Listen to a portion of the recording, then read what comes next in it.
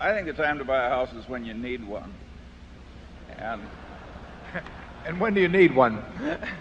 well, I have very old-fashioned ideas on that too. The single people, I don't care if they ever get a house.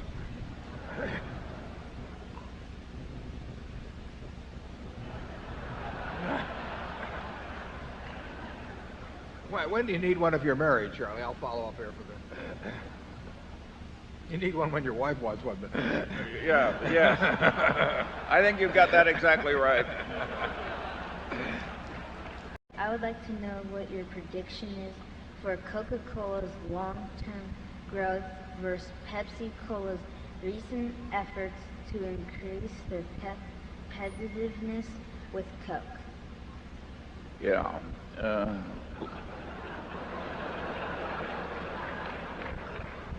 Long term, I would expect Coke to continue to gain versus Pepsi.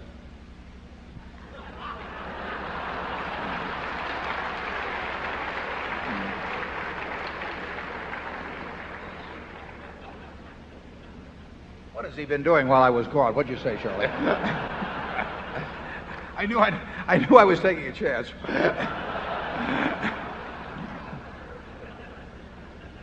What was the question? I said that long term, I expected Coke to continue to gain versus Pepsi. Oh, well. Well, that's a cheerful thought that equities are the best of a bad lot of available opportunities. Do you disagree with it? No, I think you're right. I think people should get accustomed, on average, to doing less well in their investment portfolios in real terms. Charlie and I do think it will have pernicious effects for the country in its entirety as this thing keeps escalating, because I think you're getting a widespread perception that at the very top, corporate salaries in America are too high. And that is not a good thing for a civilization when the leaders are regarded as not dealing fairly with the institutions that they head. You know, if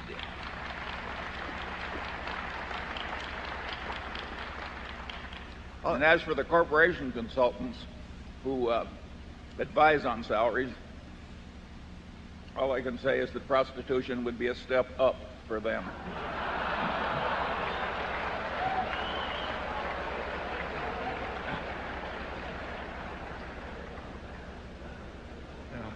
put him down as undecided. I'm much less enthusiastic than you are. In other words, your negative or conservative attitude is way more affirmative than mine. I think the idea of getting the government into promoting the value of equities, in Japan we have a taste of that now. The Japanese government has been using the postal savings system to buy equities massively year after year after year. I don't think we need to get the government into the equity market. I think you're failing to recognize something really important. In the technology of 150 years ago, they really needed the oil to get ahead. In our advanced civilization, which has benefited from this last 150 years of technological expertise, we can get ahead without the oil if we have to. Now, Freeman Dyson is not a physicist who is not an economist but a genius, and he's been very good at pointing out that it isn't that horrible to contemplate a world which goes off oil, provided that world is as rich and knowledgeable as ours is now. So the fact that they couldn't have got to where we are now without the oil starting 150 years ago does not mean we can't do without the oil if we have to. Well, I plead guilty to being a little more conservative with the cash than other people, but I think that's all right. We could have put all the money into a lot of securities that would have done better than the S&P with 20/20 hindsight.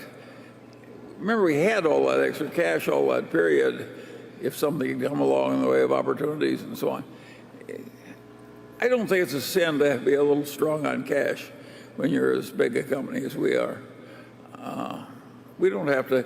I watched Harvard use the last ounce of their cash, including all their prepaid tuition from the parents, and plunge it into the market at exactly the wrong moment and make a lot of forward commitments to private equity.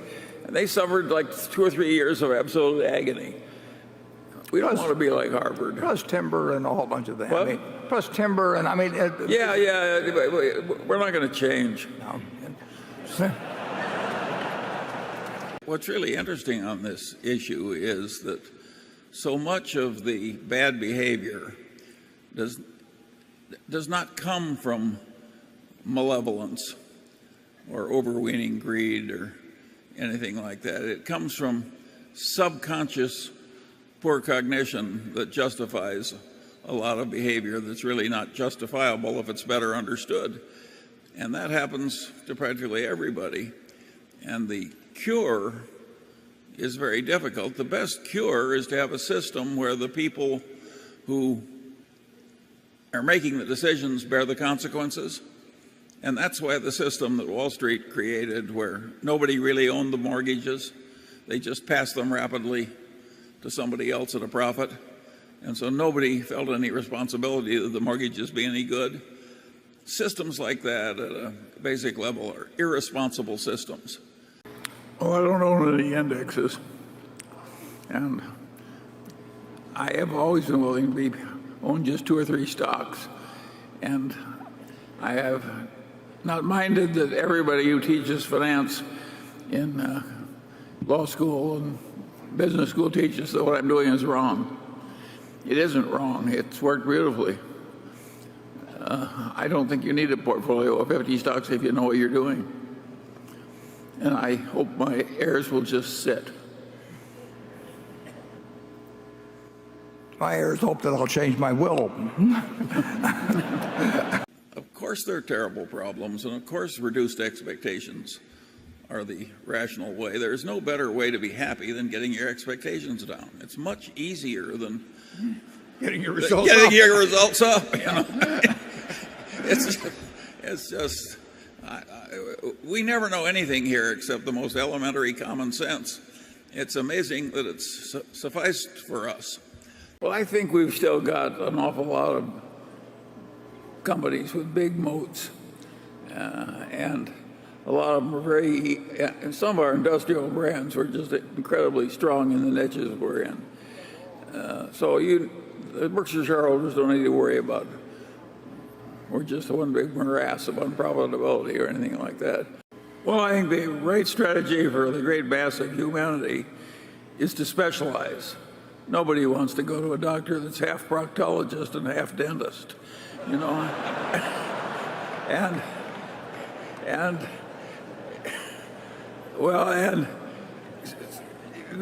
so the ordinary way to succeed is to narrowly specialize. Warren and I really didn't do that.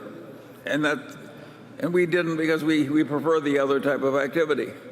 But I don't think we can recommend it to other people. Yeah, it was a little more treasure hunting in our day, and it was easy to spot the treasure. We made it work, but it was kind of a lucky thing. Yeah. It's not the standard way to go. What do you value the most in life now? Well, I like to have a little more of it.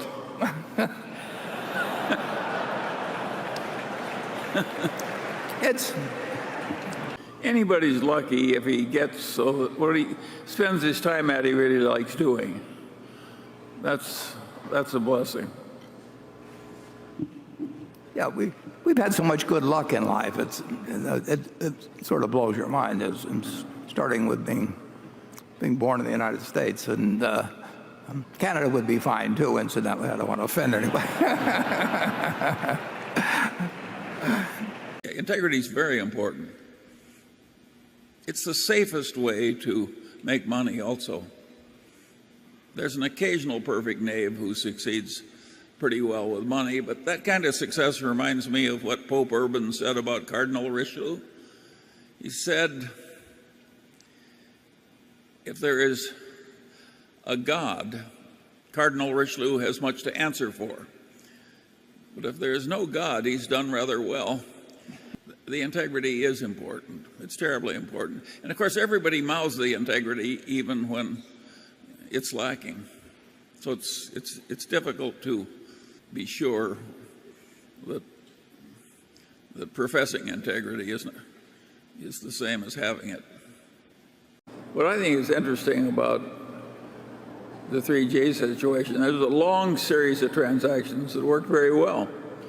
And finally, there was one transaction at the end that didn't work so well. That is a very normal outcome of success in a big place with a lot of young men who want to get rich quick. And it just happens again and again. And you want to be careful. It's so much easier to take the good ideas and push them to wretched excess.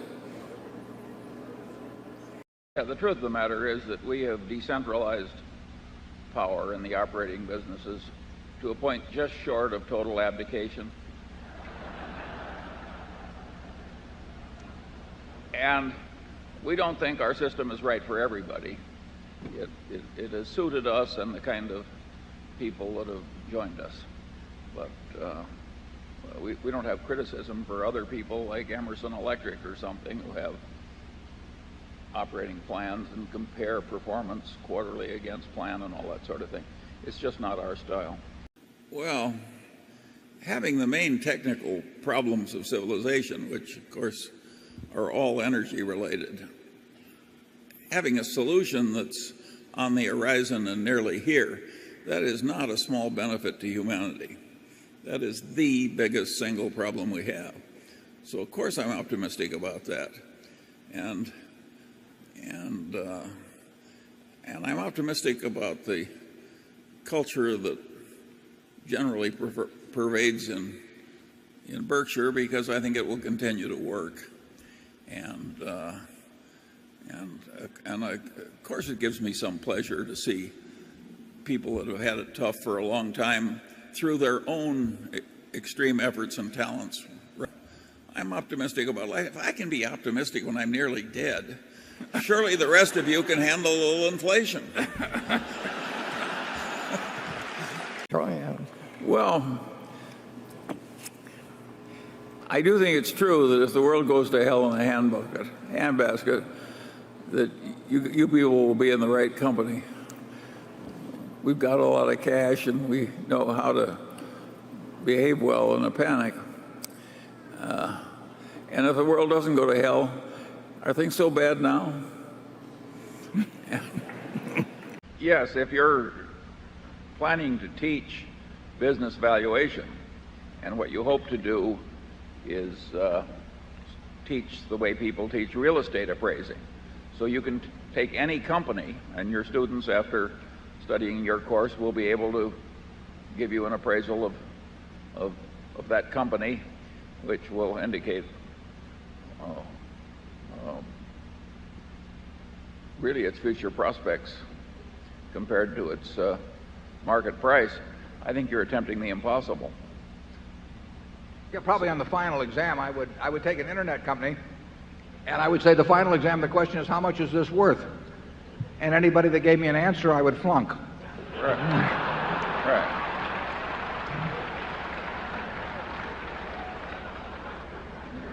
Make grading papers easy, too. There was an article, I think about last year, in the New York Times that regarded Wesco as a Berkshire Class C share type company.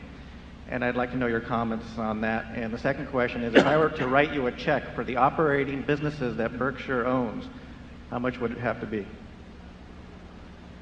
We always say that per unit of book value, Wesco is worth way less than Berkshire, and indeed the market is saying the same thing. It is not a clone of Berkshire. It's a historical accident.